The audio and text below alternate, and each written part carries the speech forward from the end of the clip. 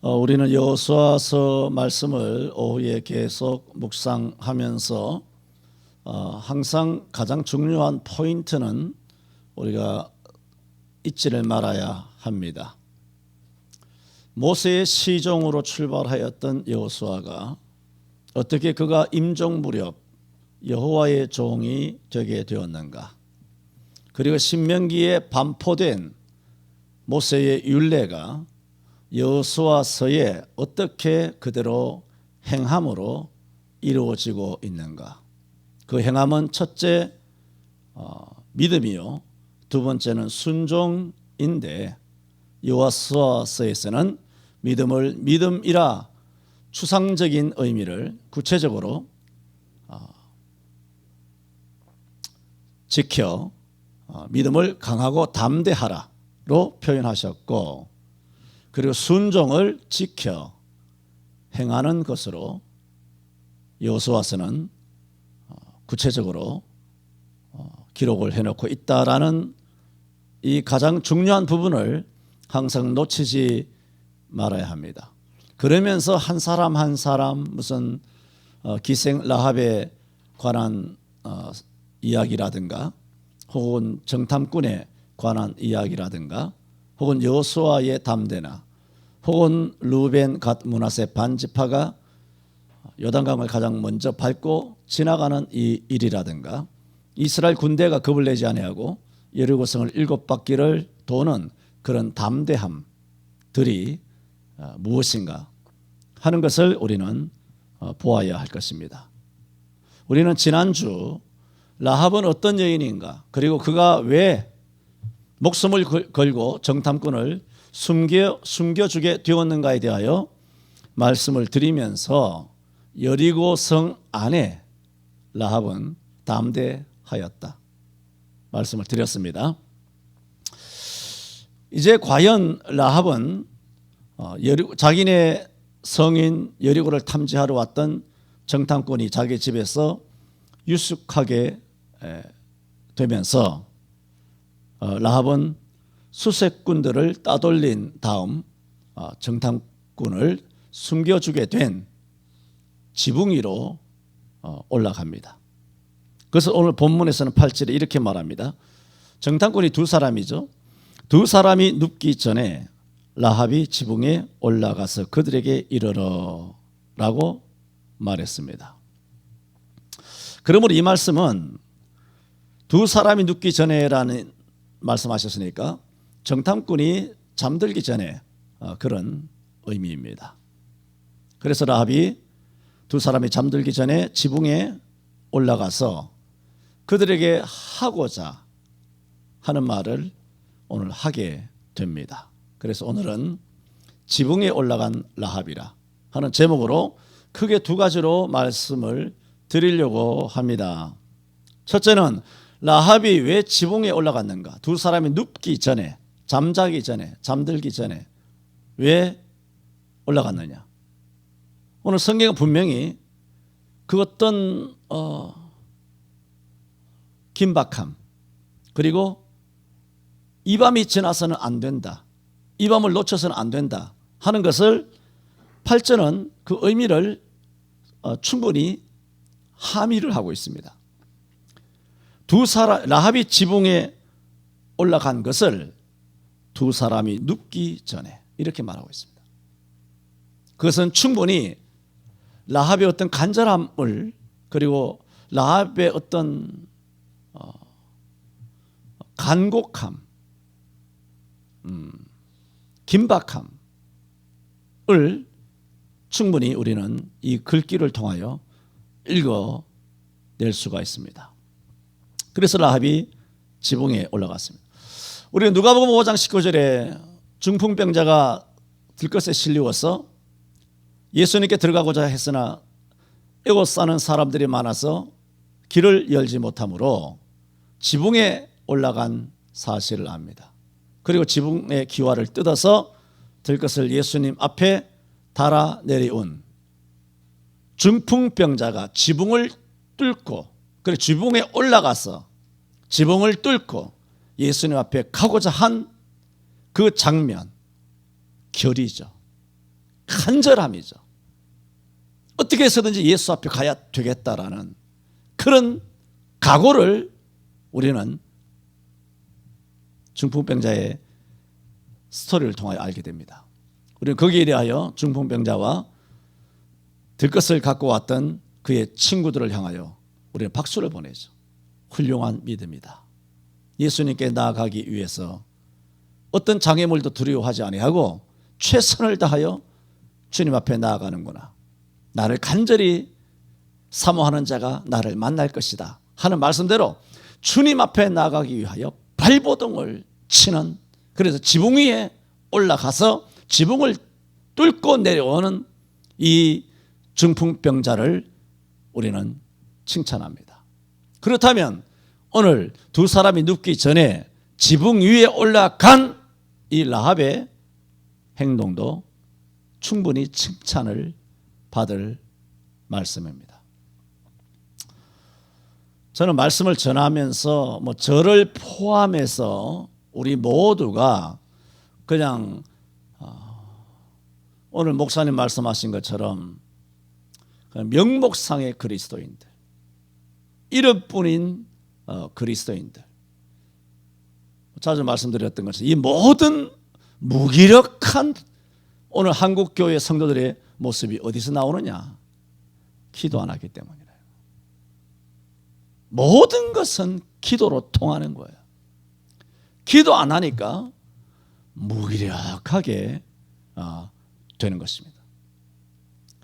그러면 우리가 지붕을 뚫고 지붕에 올라가서 이런 라합의 설교를 들으면 그 여리고 여호수아 서로 그냥 강론하니까 1장 지나가고 2장 지나가고 그냥 옛날 이야기를 하는가 보다가 아니라 정말 우리의 행동이 주 예수를 만나기 위하여 지붕을 뚫고, 실제로 지붕을 뚫고 주님을 만나기 위하여 힘쓰고 애쓰고, 세례 요한 이후로부터 천국은 침노하는 자가 빼앗는다고 하였는데 하나님의 나라를 차지하기 위하여 침노하는 그런 간절함, 바디메오와 같이, 혈루증 걸린 여인같이, 스로보닉의 여인같이, 뽕나무에 올라가는 삭개오같이 오늘 지붕 위에 올라가는 이 라합처럼 우리가 이렇게 돼야 되지. 목사는 설교를 어떻게 합니까? 첫째 되지 둘째 되지 설교 다 하면 끝이에요. 그러나 중간중간에 다시 한번 담금질을 하고 다시 한번 다듬이 돌로 다듬이 하는 그런 방망이로 이렇게 자꾸 두들겨주며 다시 한번 또 확인하고 또 확인하고 또 확인하는 것은 우리가 잠자는 자리에서 깨어야 되겠기 때문에 이런 식으로 1년 10년이 가서는 아무런 일도, 오늘 메시지가 다 그거예요. 오늘만이 아니잖아요. 신구약 성경의 모든 메시지는 그거예요. 깨우는 작업이에요. 일깨우는 작업이에요. 사내 대장부처럼 든든히 서서 주님을 위하여 싸워 나가는 십자가 군병이 되라고 하는 것이 신구약 성경 전부 다 폐잔병처럼 도망가고 총소리 빵 나면 빵 놀라가지고 다 호에 뛰어들어가서 다 기절초풍해가지고 그렇게 나자빠져 있는 그건 구원은 받겠죠. 다 받을는지는 알 수 없지만 구원은 하나님께 속한 것이기 때문에 우리가 뭐라 이러라 저러라 말하기는 어려워요. 그러나 그 그리스도인의 모습은 아닌 것은 분명해요. 그냥 자기 다 집에 들어가서 다 숨어버리고 구석탱이 들어가 숨어버리고. 여러분 보세요. 오늘 이 본문에서 라합과 두 정탐꾼이잖아요. 여러분 여기서 누가 그리스도인의 모습을 보여주고 있습니까? 정말 그리스도인의 모습을 보여줘야 했었던 유대인 정탐꾼은 그리스도인의 모습이 없고 숨기 바빴어요. 자기 한 목숨 건지기 바빴어요. 근데 예수 예자도 못 들어본, 하나님의 교회에 초신자도 아니고 문턱도 들어가 보지 못한, 일평생 여리고성에서 나가지고 거기서 태어나서 자랐던, 하나님 말씀도 기껏 바람에 풍문에 들려오는 소문 따위를 듣고 하나님을 믿었던 이런 이방 여인 라합 아닙니까? 이방 여인 라합에게서 그리스도인의 모습을 우리가 보게 되는 거예요. 그러니까 2000년 전, 이것은 주전 3000년 전이잖아요. 주전 2000년 전, 주전이 아니고 예수님께서 2000년 전에 이 땅에 오셔서 얼마나 답답하셨을까요? 유대인인 바리새인과 서기관과 레위인과 제사장들이 엉망진창이고 세리와 여자와 어린아이와 이방인들과 노예들, 죄인들, 이런 사람들이 더 천국에 가깝다 그러지 않아요? 내가 의인을 부르러 온 것이 아니라 죄인을 불러 회개시키기로 왔다 그랬잖아요. 너희가 너 눈으로 본다, 너희가 예수를 믿는다고 하니, 너 눈으로 본다고 하니 네 죄가 그대로 있다. 나는 소경입니다, 나를 보게 해 주옵소서가 아니라, 나는 당신이라고는 나사렛 출신의 목수 아들 같은 예수는 없어도 우리는 하나님의 아들이야, 혈통적으로 아브라함의 후손이야, 나는 바리새인이야, 나는 제사장이고 서기관의 레위인이야. 선한 사마리아인의 비유도 마찬가지 아닙니까? 제사장도 전하고 레위인도 전하고. 그런데 유대인들로부터 비난받았던 혼혈 계통인 사마리아, 개같이 여김을 받았던 사마리아라고 하는 그 선한 사람이 강도 만난 자를 치료한 거 아닙니까? 주님의 모든 메시지는 뭡니까? 너희가 왜 유대인으로서 라합보다도 못하냐는 메시지 아닙니까? 교회 안에는 교회마다 성도들로 구름대같이 꽉꽉 차 있잖아요. 과연 교회 바깥에 있는, 교회 바깥에서 교회 한 번 못 들어왔지만 정말 하나님을 간절하게 사모하면서 예수님을 간절하게 믿는 사람이 3000년 전 여리고 성에 라합이라고 있었다면 오늘날에 대한민국 땅에 라합과 같은 훌륭한 상천하지의 여호와 하나님을 믿는 여호와 신앙을 가진 그 그리스도인이 교회 바깥에 없을까요?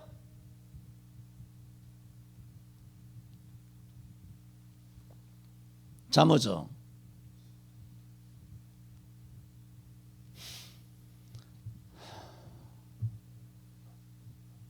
눈에 힘 줘가지고 눈을 뜨려고 하면 너무 노력하지 마십시오.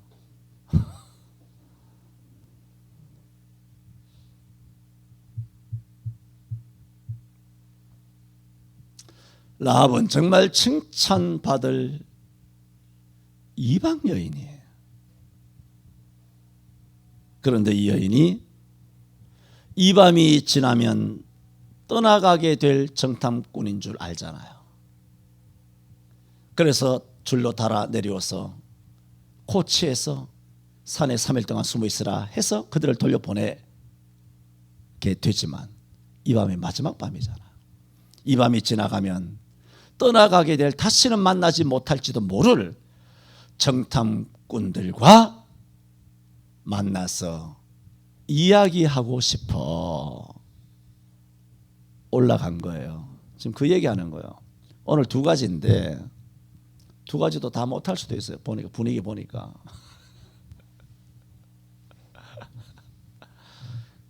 내가 여러분을 설교로 괴롭히면 안 되잖아. 난 설교로 여러분을 학대하는 것 같아. 괴로운데도 버티고 앉아서 오해에 안 빠지고 앉아가지고 어떻게든 버티는 신공을 발휘해가지고 감사합니다. 그래도 뭐 얼마 전에 지난주에요. 갑자기 모임이 형성돼서 제가 경북 영주 풍기인가? 풍기 인삼 많이 나는데 지난 화요일 날 화수 해서 오랜만에 3년 만에 우리 친구 목사님들을 만났습니다. 3년 만에. 이번에 목사님들을 만나면서 놀란 것은 참 놀랐습니다. 친구들과의 사귐이 40년인데 신학 입문하면서 사귀었던 동기생들인데 40년 만에 나 이렇게 친구들과 공감하고 놀란 적은 없었습니다. 이번에 내려가 보니 어쩌면 이 악한 세대에 나와 똑같은 생각을 지니고 있고 나와 똑같은 신학적인 시각, 똑같은 성경적인 해석을 하는지 깜놀, 그걸로는 부족해요. 기절초풍할 정도로 전 놀랐습니다. 저는 여러분 강단에서 서만 고래고래 고함지르지 나가면 아주 교양이 있습니다. 나가면 식당에서도 옆자리에서 누가 들을까 조곤조곤 이야기하지. 엘리베이터 타면 아예 침묵하지. 나가서 소리 지르지 않습니다. 친구 목사님들과 있어도 내가 강직하다는 것을 알고 있지. 친구 목사님들 앞에서 목소리 한번 높인 적이 별로 없습니다. 내가 하고 싶은 말을 조곤조곤, 기면 기고 아니면 아니다. 예스면 예스고 노우면 노우다. 이렇게 내 입장을 분명히 밝힐 뿐이지 목청을 높인 적은 지난 40년 동안 한 번도 없습니다. 나가면 그렇게 하지 않습니다. 말씀드리잖아요. 강단에 서면 사자이기 때문에 여러분 눈치 안 보고 막 두들겨 패지만 내려가면 목자이기 때문에 그렇게 하지 않습니다. 그렇게 한 적이 없을 거예요. 내 기억력이 나쁜가요? 그런데 우리 친구들도 다 뭐 비슷비슷해요. 그런데 이번에 뭐 한두 목사님이 쭉 이야기를 하면서 계속 이번에 뭐 이 우한폐렴 중국 공산당 바이러스를 가지고 하는 정부의 여러 가지 그 책략들, 그리고 거기에 대하여 너무나 무기력하게 교회 문을 닫아 건 이런 사실들에 대해서 나는 가만히 있는데 그 목사님이 막 분노해가지고 막 이렇게 막 내가 분노하면 목소리 빠른 거 알죠? 나처럼 막 바로 이야기 내가 봤어요. 내가. 그래서 내가 친구들 쭉 한 8, 9명 앉아있기에 내가 그런 얘기를 했어요. 최 목사거든. 내가 이번에 내려와서 친구들 보고 또 최 목사 이야기하는 걸 들어보니 내가 이 방에 8, 9명이 있는 것 같아 그랬어요. 내가 할 얘기를 나는 안 하고 교양 있게 있는데 혼자 막 떠들면서 뭐 열을 받아가지고 막 그렇게 내가 강단에서 지난 몇 개월 동안 설교한 거와 똑같이 이야기하는 거, 똑같이.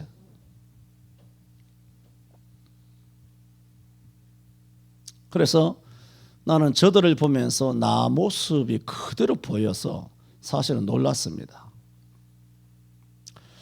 나만 서울에서 외롭게 분노하고 있는 줄 알았는데 우리 친구 목사님들도 똑같이 영상 예배에 대해서 그리고 교회 문을 그리 쉽게 닫은 데 대해서 대단히 분노하며 같은 성경적 입장을 가지고 저들 또한 우리와 같이 결코 문을 닫지 아니하고 세상과 싸우며 교회 예배를 다 하며 여호와의 신앙을 가지고 싸워 왔더라고요. 더 놀라운 것은 그분들은 초기에 신천지의 초토화됐던 대구 지역 목사님 아닙니까? 사모님들 이야기 들어보니까 자기 집 앞에 앰뷸런스가 하루에 10몇 번씩 막 사이렌으로 왔다 하니 막 교회 나오라 말라가 아니라 다음 주에 교회 나가니까 사모님이 자기만 나와 있고 아무도 없더라는 거야. 거기는 문 닫고 안 닫고가 아니라 성도들이 질에 겁을 먹어가지고 교회를 못 나온 거야.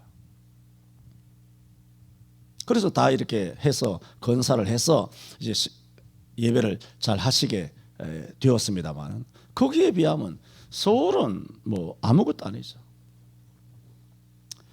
대구 경북 지역 목사님들이 얼마나 우리보다 더 힘들었을까 생각을 합니다. 그런데도 싸워서 이긴 거예요. 오늘 오전에 말씀을 전해주신 김인규 선교사님은 러시아 선교를 30년 하셨잖아요. 30년 중에 지난 10년 동안에는 메인 서포트 철치라고 말하죠.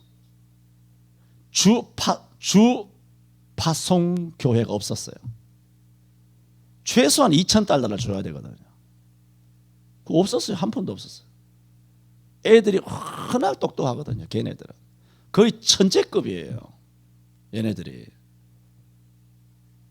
다 모스크바 대학 뭐 3년에 졸업하고 장학금 받아 졸업하고 박근혜 중국에 갔을 때 오늘 왔던 그 딸애가 거기서 통역하고 러시아 통역하고 딱 대단한 애들이에요. 이성조 목사님 의찬이 찬홍이 찬미, 오늘 오신 김윤계 선교사님의 한성이 성은이 다 클래스가 굉장히 높은 애들이에요. 장난이 아닙니다. 얘네들이 대단히 뛰어난 애들인데 애들이 벌어가지고 아버지 선교비를 대고 그렇게 하시다가 나이 60 넘어가지고 주파송 선교 교회로 초빙받는다는 것은 거의 불가능합니다. 일반 목회도 나이 60 되면 누가 담임 목사를 모시겠습니까? 늑다리라고. 담임 목사 60짜리 안 모십니다. 다 뭐 젊은 것들 찾아보고 뭐 요즘 젊은 게 대세라고 하면서 막 기도도 안 하는 젊은 것들을 해놓고 교회가 그래 박살 초장 박살 나는 거 아닙니까? 젊은 놈한테 빨리 교회를 넘겨줘야 된다고 목사 70세 정년 딱 걸어가지고 젊은 놈한테 빨리 바톤을 이어봐 주니까 교회는 더 급속하게 내리막길로 작살이 나는 것입니다. 100%는 그런 것은 아니나 그런 현상들이 너무나 오늘날의 이 무기력한 교회를 만드는데 전부 다 일조를 하게 된 것입니다. 그런데 그 긴 이야기 다 할 수는 없고 그렇게 저렇게 하다가 그 아들이 한성이거든. 그 한성이가 어떻게 기독신문을 봤나 봐. 우리 교단 기독신문이잖아요. 거기 보니까 아버지랑 조건이 딱 맞는 선교사를 구하는 교회가 있대. 부산의 장전교회라고. 그래 아버지는 이제 나이 60대인데 이게 뭘 하겠습니까? 아무 데서도 안 받아줍니다. 젊은 사람 선교사를 파송하려고 그러지. 그런데 뭐 많은 스토리가 있습니다만은 놀랍게도 이력서가 수십 장이 들어와서 그 다음에 탑3에 탑10 중에 탑3에 들어갔는데 첫째 둘째가 아니고 세 번째인 목사님이 되어버린 거예요.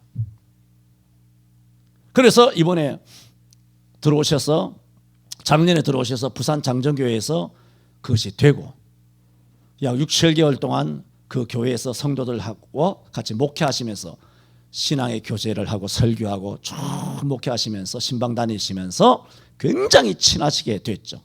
그러니까 훨씬 선교사님을 위하여 의례적으로 기도하는 것이 아니라 이제는 더 깊이 있게 그 가정과 선교지를 위하여 기도하실 수 있게 되신 것이죠. 그렇게 김인규 목사님이 그렇게 되셔서 참 감사하게 됐는데 이번에 러시아도 문 닫고 우리도 문 닫고 해서 코로나 때문에 비행기가 안 뜨니까 티켓팅 했다가 이것이 다 무효가 된 거예요. 그래서 다시 반환 받아서 러시아 문이 열리길 원해서 어제 4일 날 출국을 못하고 어제 그제 목사님 만나서 그러면 우리 교회 와서 주일 11시에 한번 말씀을 전해 주십사 해서 이 기회를 우리가 얻은 것이죠. 그래서 오셨는데 이 이야기를 하는 것은 그 목사님이 이제 부산 지역에 좀 계시면서 말씀을 하시는 거예요. 뭐라고 말을 못하지만 부산 지역의 여러 교회들이 이런 정부 시책이란 것이 있더라도 뭔가 성경적으로 신학적으로 신앙적으로 믿음을 가지고 끝내 맞서는 그런 애를 쓰는 것이 있어야 되는데 그것을 하지 않고 조금 신용만 하다가 그냥 시책에 따라가지 뭐 이렇게 한다는 거예요.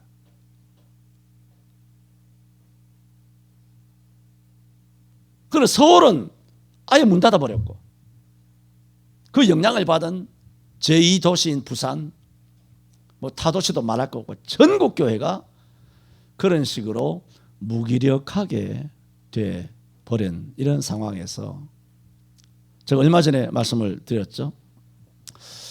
뭐 제가 서울 시내를 다 모르지만 나는 마치 서울의 외딴 섬에 있는 것 같은 육적인 것이 아니라 영적인 어떤 고독, 영적인 외로움을 갖고 있는 것 같아 말씀을 드린 바가 있었습니다마는 이번에 친구들을 만나면서 하나님께서는 과연 7,000명을 남겨두셨구나.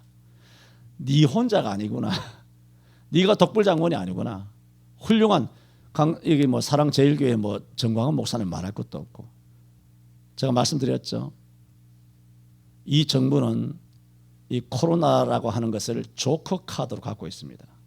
조커 카드가 뭔지 알죠? 히든 카드예요.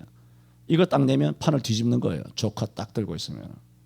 포카를 하든 뭘 하든 간에 이걸 딱 들고 있으면. 이거 내가 일찍이 말씀을 드렸고 많은 분들이 말하지만 정광훈 목사님은 이것은 바이러스 테러라고 말을 하셨습니다. 저는 그 목사님의 말을 믿습니다. 네. 어느 것이 옳은지는 알 수 없으나 저는 같은 목사로서 그 목사님은 거짓말하지 않는 정말 기도하는 목사님이기 때문에 그렇게 한다고 테러를 받았다고 누군지 모르지만 바이러스 테러를 맞았다. 그래서 테러를 해서 갑자기 없었던 그런 확진자가 많이 나오는 것은 어제 8.15 집회를 모이지 못하게 하려는 하나의 전술 전략으로 이야기하시는 분들도 있습니다. 뭐 그런 이야기는 여러분이 많이 들어보셨겠습니다만은 이렇게 서울뿐만 아니라 부산도 무기력하게 무너지는 것을 봤습니다. 오늘 이 여호수아서 2장에서 정탐꾼의 모습이 딱 그 모습입니다. 정탐꾼 무기력하죠. 얼마나 아마추어 같은지 들어오자마자 발각된 거죠. 그리고 여자 혼자 문 밖에 내보내놓고 자기들은 지붕에 올라가서 3대 사이에 숨어 있었던 거예요. 이 사람들은 들어오면서부터 발각됐기 때문에 뭘 정탐이라고 할 것도 없었고 정탐을 해서 알아낸 것도 없고 그러나 이렇게 후달렸죠. 여리고에서 군대가 파견되고 라합이 막아주고 다행히 그야말로 간담이 서늘한 그런 위기의 순간이 지나가고 이랬을 때 낮에 이런 북새통의 사건이 터졌으니 이 정탐꾼 두 사람이 얼마나 간담이 녹았겠냐는 얼마나 정신줄 놨을까요? 얼마나 육체적으로 정신적으로 스트레스를 받았을까요? 그러니까 8절이 뭡니까? 두 사람은 누워서 너무나 졸려서 잠자기를 청하고 있었다는 거예요. 두 사람이 잠자려고 하고 있었다는 거예요.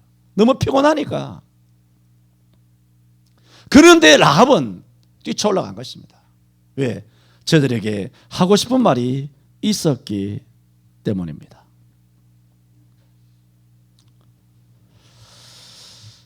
아까 대구 친구들 말씀을 드렸습니다만은 서울에도 훌륭한 분들이 많이 계시겠지만 이 우한 폐렴 이후로 서울을 비롯한 기독 방송 채널에서는 다 말씀드렸죠. 많은 목사님들이 나오셔서 수개월째 영상 예배의 합당성에 대하여 계속 주장하셨습니다. 여러분, 지금까지 여러분 설교를 많이 들어보셨겠지만 주일날 예배해야 된다. 주일 예배의 합당성에 대하여 설교를 들어봤습니까? 못 들어봤죠. 여러분이 들어본 것은 주일 어기지 마라. 주일 어기면 죄다. 주일 성수해야 돼. 주일 안 지키면 그 큰 죄야. 라는 책망을 들어봤지. 주일 예배해야 합니다. 그 합당성에 대하여 나도 설교한 적이 없고 이 땅에 어느 목사도 합당성에 대하여 주장한 적이 없습니다. 왜? 진리이기 때문입니다. 물은 아래로 흐르는 거예요. 물은 꼭 위에서 아래로 흐릅니다. 높은 곳에서 떨어지면 깨집니다. 에? 산불 조심하세요. 횡단보도 건너갈 조심하세요.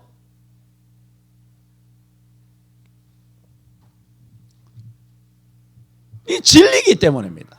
진리. 영상 예배의 합당성을 주장하는 것은 이미 영상 예배가 가짜이기 때문입니다. 옛날에 조영계 목사님이 여의도에서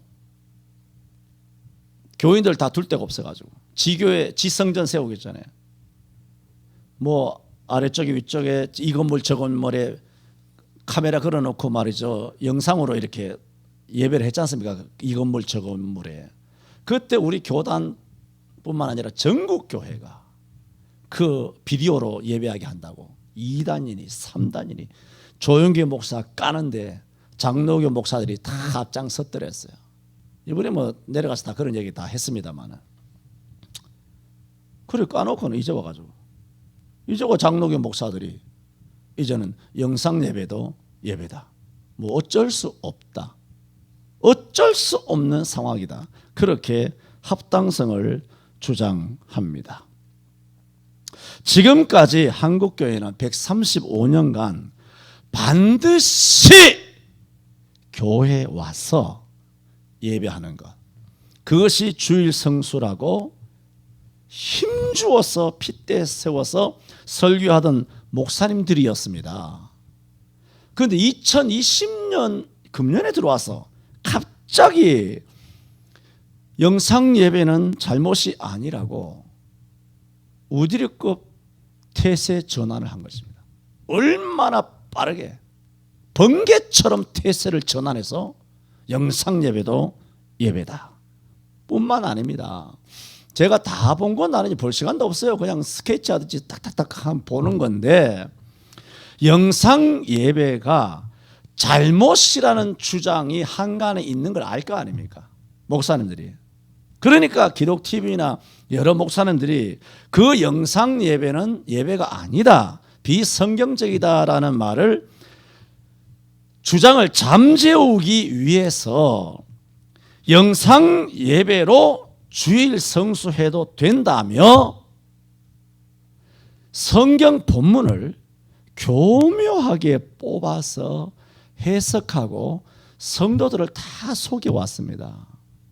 제가 몇 개만 봤지만 몇 개만 볼 때마다 그 3개 봤다면 3개가 다 나한테 걸리는 거예요. 본문을 교묘하게 뽑아옵니다. 다니엘이 바빌론에 가서 성전 예배했냐? 말하자면 그런 얘기예요. 내 말투로 말한다면 다니엘이 가서 그렇게 했냐? 예배당에 못 오니까 예루살렘 성전을 향하여 자기 집에서 창문 열어놓고 예배했지 않느냐? 우리도 지금은 하나님의 교회 못 가지만 집구석에서 아파트 베란다 창문 열어놓고 다니엘처럼 예배하면 된다. 그 다니엘의 그렇게 어마어마하게 귀하디 귀한 그 말씀을 똥칠을 해봐. 똥칠을. 이 말씀을 쓰레기로 만들어버린 거예요. 또 이스라엘이 바벨론에 포로잡혀 갔지 않느냐? 거기서 성전이 있느냐? 나중에 다 포로돼서 돌아왔지 않느냐? 성전 없지만 거기 회당을 세워서 예배했다. 성전에 못 갈 때는 어쩔 수 없다.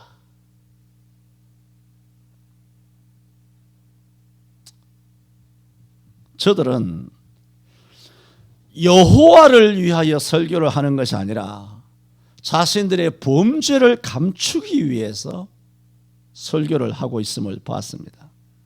성도들은 그 본문, 이 목사는 알죠. 목사님들은 다 압니다. 제대로 이 머리가 박힌 사람은 영상 예배도 예배다라고 주장하는 목사님들 설교 본문만 딱 봐도 이거 여기서 교묘하게 간악하게 뱀처럼 영상 예배의 합당성을 위하여 이 본문에서 끄집어내겠구나. 눈이 훤히 보이는 거예요.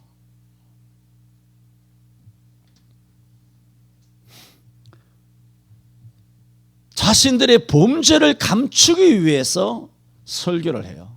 내가 봤을 때. 성도들은 그 본문과 본문 해석에 속아 넘어가겠지만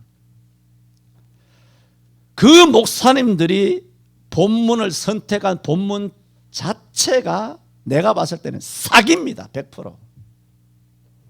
그 사기예요.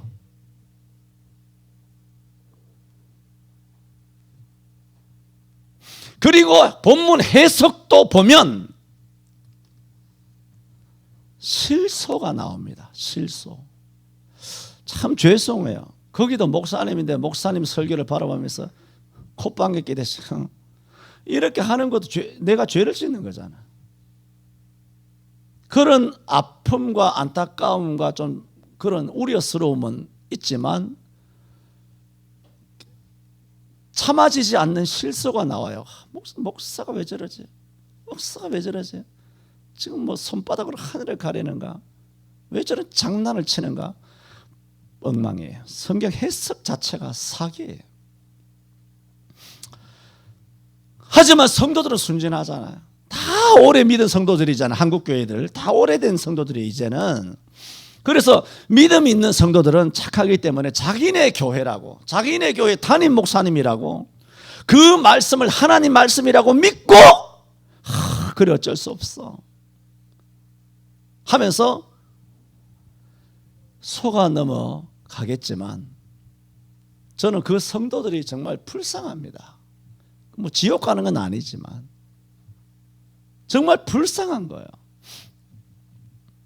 그런데 이번에 신앙적으로 성경적으로 같은 믿음을 가지고 있는 동력자들을 친구 목사님들 만나면서 저는 얼마나 큰 위로가 됐는지 몰라요.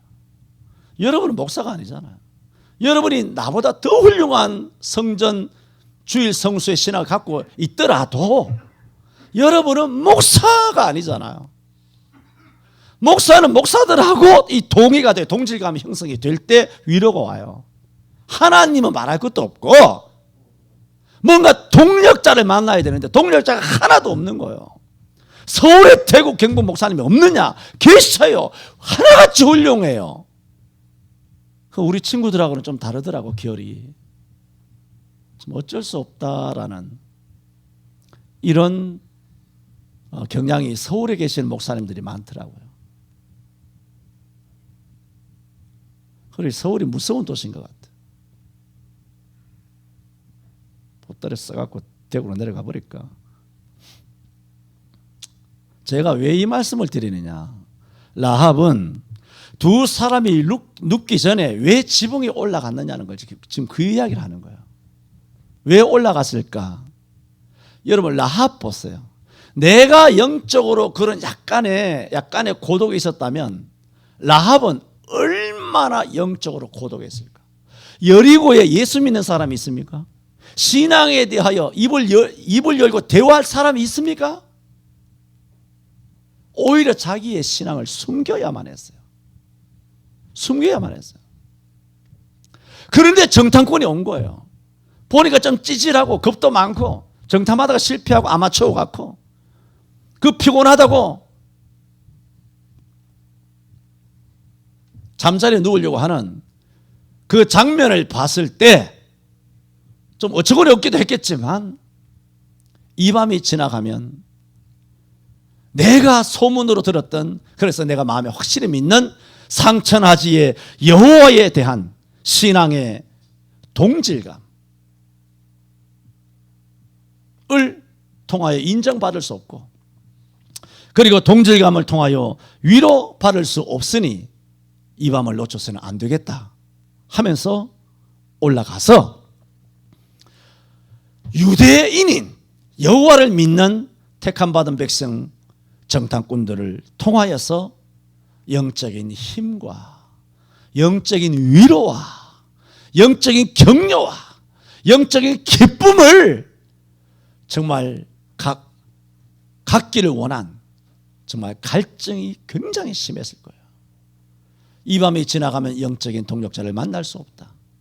우리는 여호수아서를 다 하니까 나중에 정탐꾼을 만났죠.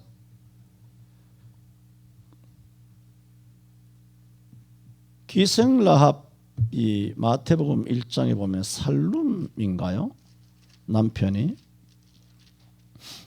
살몬이죠. 살몬. 마태 1장 5절에 보면 살몬은 라합에게서 보아스를 낳고, 그러니까 살몬은 유대인이잖아요. 유대인 중에서도 유대 지파잖아요. 그래 이 기생 라합이 누구랑 결혼했다는 거예요. 나중에 유대 사람 살몬과 결혼해서 보아스를 낳고, 보아스는 루스를 통해 오벳을 낳고, 오벳은 이새를 낳고, 이새는 다윗을 낳고, 다윗은 나중에 예수님을 낳고, 그죠? 그러니까 룻도 예수님의 육적인 조상이고 라합도 육적인 조상인데 라합이 누구랑 결혼했느냐? 살몬과 결혼했어요. 근데 그냥 유대인이 아니에요. 살몬은 유대 지파예요. 이스라엘 12지파 가운데 제일 중요한 유대지파죠. 유대지파의 유대인 중에 유대지파의 남자인 살몬과 라합이 나중에 구원을 받고 결혼해서 보아스를 낳은 거예요. 와, 놀랍잖아요. 정확한 건 아니에요. 이런 말이 있어요. 이 살몬이 누구냐? 정탐꾼 중에 한 사람일 것이다. 그 충분히 일리가 있다.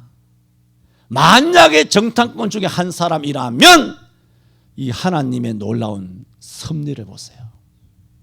어마어마하죠. 이 만남. 그냥 만남이 아니에요. 그냥 길거리 시장 통해서 소크라테스와 플라톤이 만난 따위에 그런 만남이 아니라 이것은 어떤 식으로 여호와를 위하여 목숨을 내걸고 결단하고 자기 생명을 집어 던졌을 때 하나님께서 역사해 주시는 만남이에요.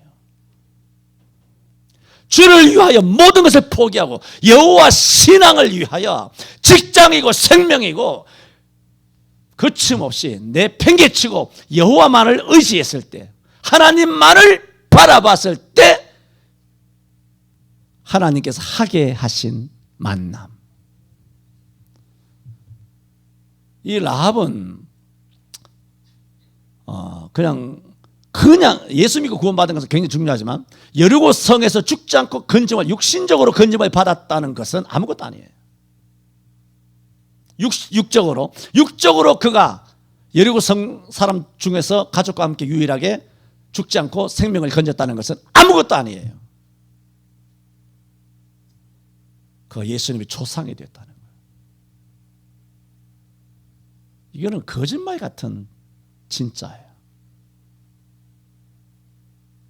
정말 살몬이 정탐꾼 중에 한 사람이라면 나중에 결혼한 다음에 이야기꽃을 피우면서 라합이 여보 당신 그때 아주 징하더라.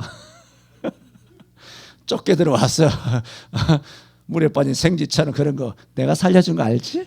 내게 잘해야 돼. 뭐 이런 얘기를 뭐 했을는지는 모르겠으나 그건 확실한 건 아니에요. 확실한 건 아닌데 충분히 뭐 그런 식으로도 뭐 이야기를 엮어 나가도 뭐 은혜는 된다. 뭐 그런 생각은 합니다만은 그래서 라합은 너무나 외로웠던 순간에 유대인을 만난 거예요. 이 밤이 지나면 끝이에요. 올라가서 여호와 신앙에 대하여 검증도 받고 싶고 여호와 신앙에 대해 나누고도 싶고 그리고 위로와 격려와 힘을 얻고 싶고 미래는 어떻게 될지 모르잖아요. 아직 라합은 아직도 아무것도 몰라요. 살지 죽을지도. 그래서 두 사람이 눕기 전에 어떻게 해야 되겠어요? 언더라인을 해야 돼요. 눕기 전에 라합이 어디 갔다? 지붕에 올라갔다는 거예요. 오늘 두 가지 말씀 드리려고 했는데 하나만 말씀을 드렸습니다. 그러므로 우리가 신앙 고백하듯이 피로 값주고 산 교회와 성도가 서로 교제하는 것 매우 중요합니다. 그러므로 우리가 라합이 신앙 교제하기 위하여 지붕에 올라가는 영적 갈증, 간절함을 가지고 시간을 내고 생명을 내어 성도와 정탐꾼과 교제를 한 것처럼 우리도 주중에 바쁘더라도 시간을 내어서 지붕에 올라가는 그런 간절함을 통하여 성도의 교제에 힘을 써야 된다는 거예요. 오늘 아침에 선교사님이 설교하신 내용도 마찬가지잖아요. 아무리 바빠도 기도할 것은 해야 돼요. 생활에 매여서 이것도 못하고 저것도 못하고 교제 안 해. 기도 안 해. 그 핵심은 다 바쁘다는 거예요. 끊임없이 하는 설교잖아요. 맨날 그 설교예요. 본문만 다르지. 라합은 그러지 하지 않았다는 것이죠. 라합처럼 목숨 내걸 일은 없잖아요. 시간 내라는데, 물질 내라는데, 담대하라는데 그게 왜 안 되나? 그러므로 오늘 우리는 지붕 위에 올라간 라합처럼 해야 합니다. 기도합니다.